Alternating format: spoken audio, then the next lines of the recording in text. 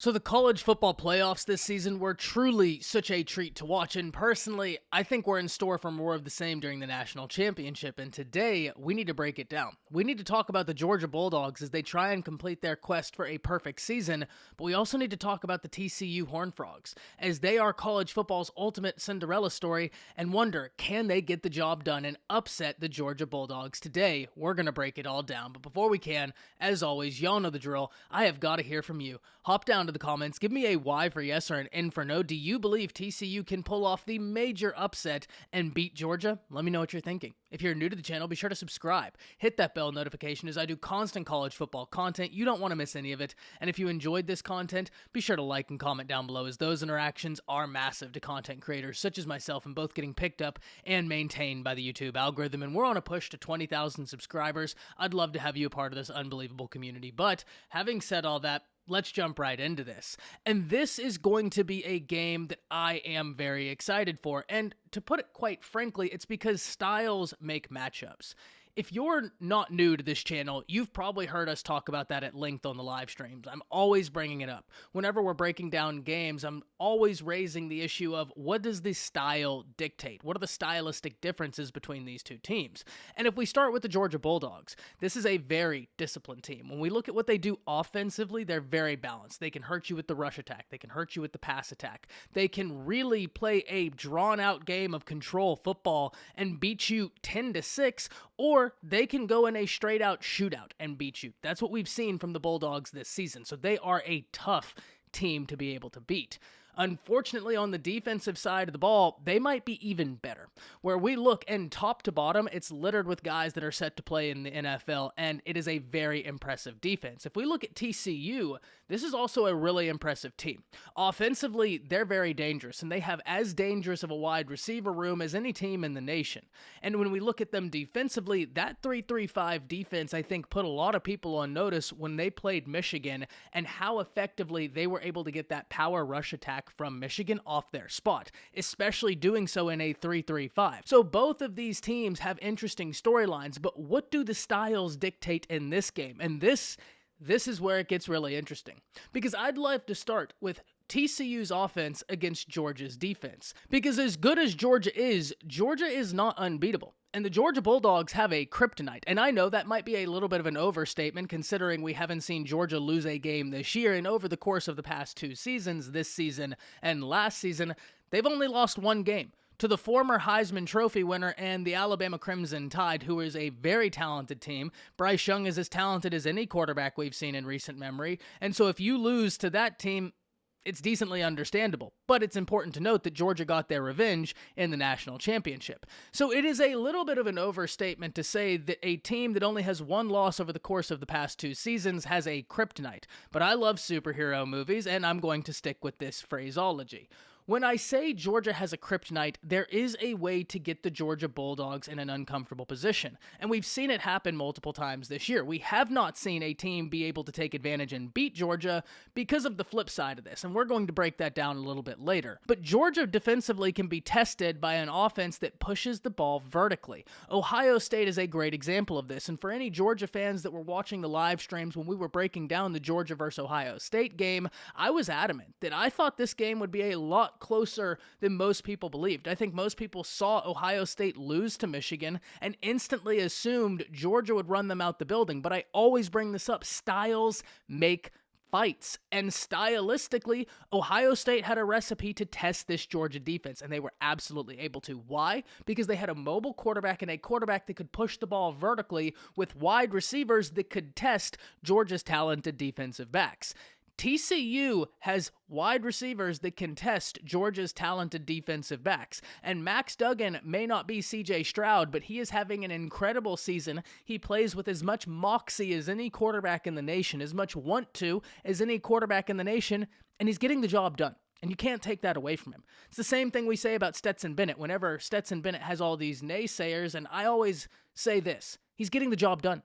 He's winning football games, and he's putting the Georgia Bulldogs in positions to win. That's exactly what you want out of your quarterback. And Max Duggan is doing the exact same thing for TCU. So hats off to both of those individuals. Phenomenal careers, phenomenal seasons. Can't wait to see them duke it out during the game.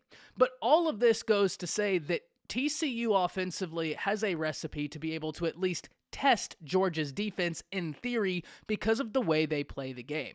They are not afraid to test a defense vertically. And whenever they played Michigan, the first offensive play TCU had, they took a deep shot because they have the wide receivers to do so. Whether we're talking about Quentin Johnson, Darius Davis, Barber, they have the guys to be able to get a defense off their spot. And Quentin Johnson is as tough as any wide receiver in the nation to guard. He went for over 150 yards against Michigan. And we need to remember something. That Michigan defense was a top defense in both scoring defense and in total defense. In total defense, they come in at the number 6 defense in the nation. In scoring defense, they come in at the number 7 defense in the nation.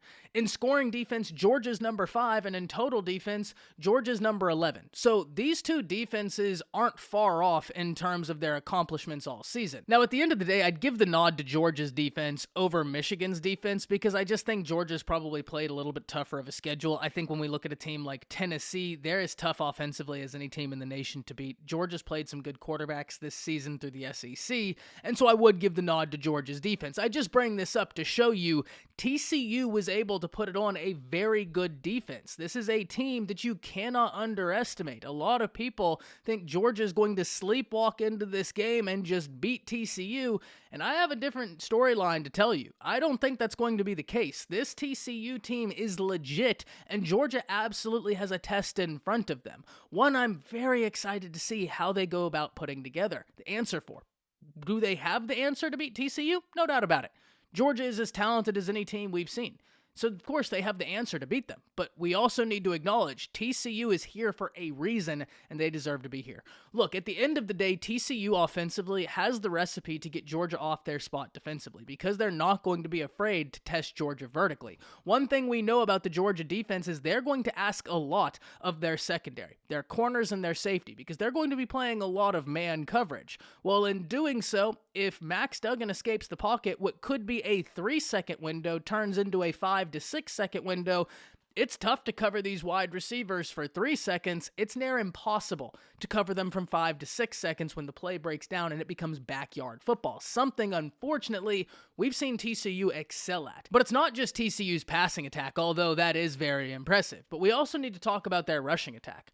Because against Michigan, Kendre Miller was not able to play through the entirety of the game, but that did not stop the TCU offense from being very successful on the ground. DeMercado came in on less than 20 carries, had 150 yards, averaging almost 9 yards a pop, and that was against a Michigan defense that, like I said, ranked inside the top 10 in scoring and total defense. So it's not like it was just some random defense that they were able to shellac. Not the case at all. This was a very talented defense, and TCU, by and large, was able to have their way with them. So can TCU's offense have success against the Georgia defense? I think they can, and I'm not saying it's going to be easy. It's not ever easy going up against a defense with the amount of talent that Georgia has, but at the end of the day, we just saw Ohio State have 2 wide receivers go for over 100 yards against Georgia. And we've seen the one thing that tests this Georgia defense is an offense that's willing and capable of pushing it deep, something that TCU is absolutely capable of doing. And it's not just their passing attack like I just showed. It's their rushing attack. They're a complete offense. And Max Duggan is an experienced college football quarterback. So TCU's offense is absolutely the real deal. And it's going to be a fun test to watch that battle ensue. TCU's offense against Georgia's defense. But what about the flip? What about Georgia's offense against TCU's defense? And this is going to be just as fun because Stetson Bennett and this Georgia offense have been efficient. I don't think Todd Monken gets the credit he truly deserves.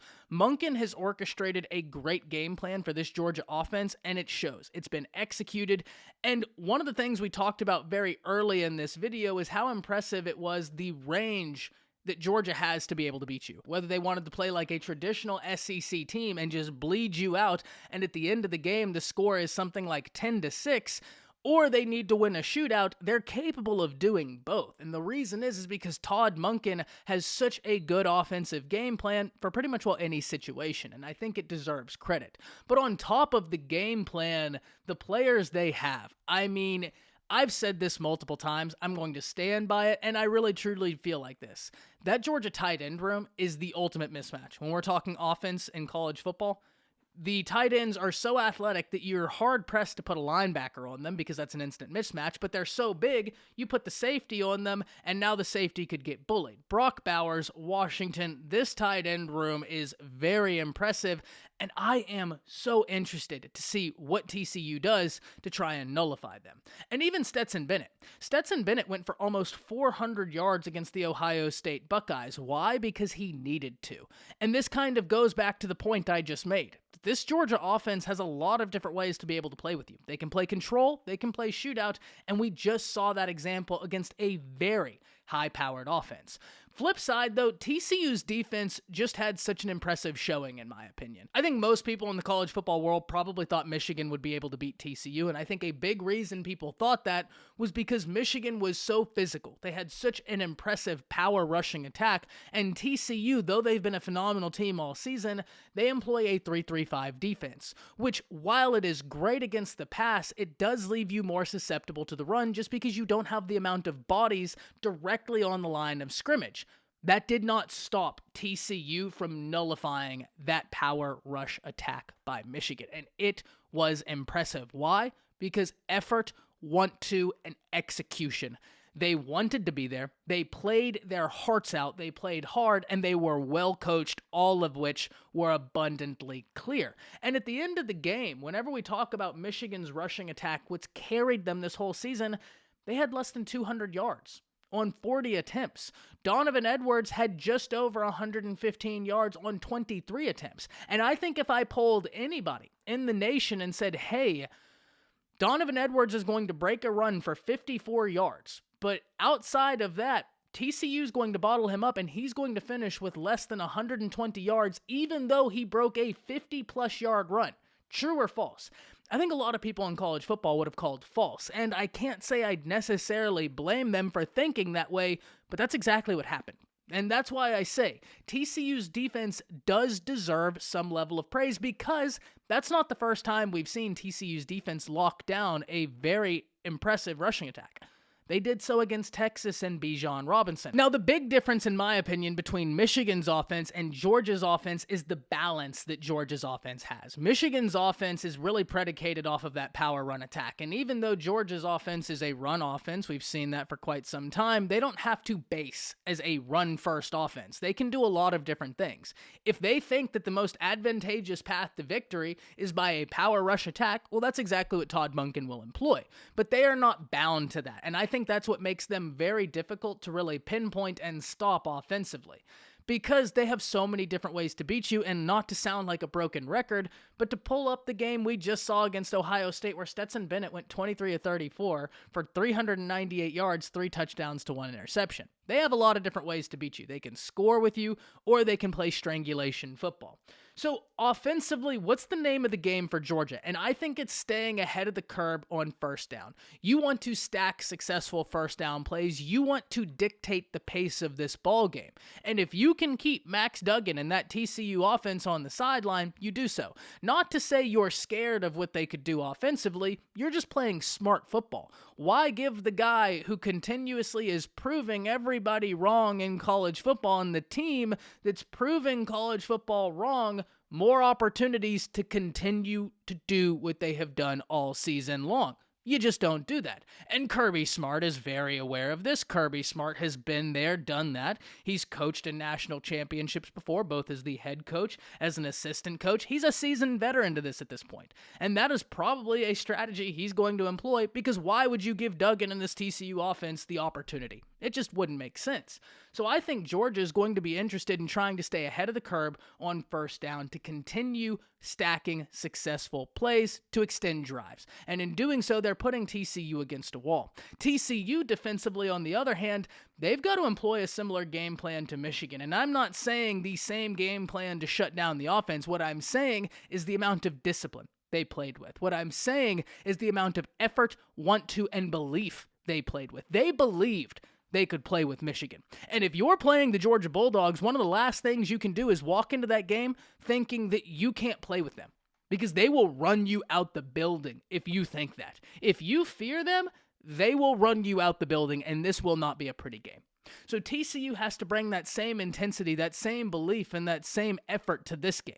And if they do, I'm very intrigued. I think the 3-3-5 will be interesting to see how it can nullify the tight ends that Georgia uses. I think that could be something that could go in TCU's favor, but it brings me back to what is TCU going to do to stop the complete balance of this Todd Monken offense? Because Monken can start running the football, allow TCU to bring more resources to try and stop the run, and then open up the passing game. We've seen it happen this season.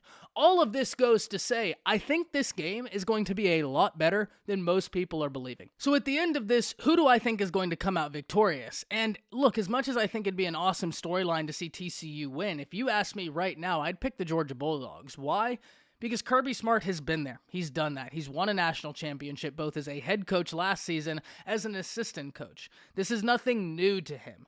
And his team has been battle-tested all season. Now, so has TCU. TCU has been battle-tested, and TCU has won a lot of close games, which I know a lot of fans are going to point to as a reason why they think Georgia is going to run them out the building.